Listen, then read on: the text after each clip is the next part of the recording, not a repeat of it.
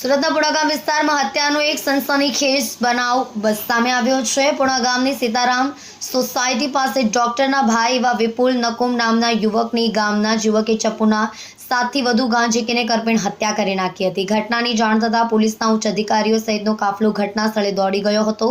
હાલ ફરાર આરોપીની શોધખોળ કરવામાં આવી રહી છે। અત્રે ઉલ્લેખનીય છે કે વિપુલ નકુમની હત્યા તેના જ વતનના વિપુલવાળાએ જ કરી હોવાનું સામે આવ્યું છે। રૂપિયાની લેતી દેતીમાં હત્યા કરવામાં આવી હોવાનો ખુલાસો થયો છે।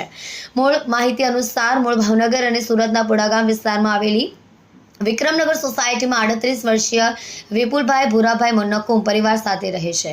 પરિવારમાં પત્ની અને 2 દીકરીઓ છે। વિપુલભાઈ અને તેના નાના ભાઈ સંયુક્ત પરિવારમાં રહે છે।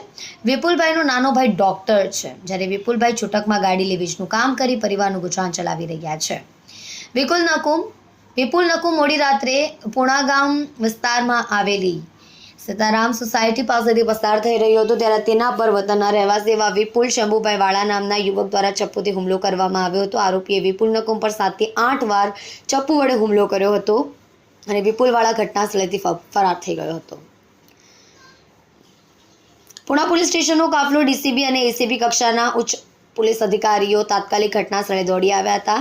પોલીસ ટીમે સ્થળનું નિરીક્ષણ કરી જરૂરી કાર્યવાહી કરી હતી। પુણા ગામ પોલીસે આ મામલે ગુનો નોંધી તપાસ હાથ ધરી છે અને સીસીટીવી ફૂટેજ સહિતના પુરાવા એકત્રિત કરવાની કામગીરી કરવામાં આવી છે। મળતી માહિતી પ્રમાણે મૃતક વિપુલ નકુમ અને આરોપી વિપુલવાળાની વચ્ચે પૈસાની લેતી દેતી બાબતે ઝઘડો થયો હતો। ત્યારબાદ વિપુલવાળા ઉશ્કેરાઈ છે અને પોતાની પાસે રહેલા ચપ્પુ વડે વિપુલ પર હુમલો કર્યો હતો અને વિપુલ નકુમનું ઘટના સ્થળે મોત થયું।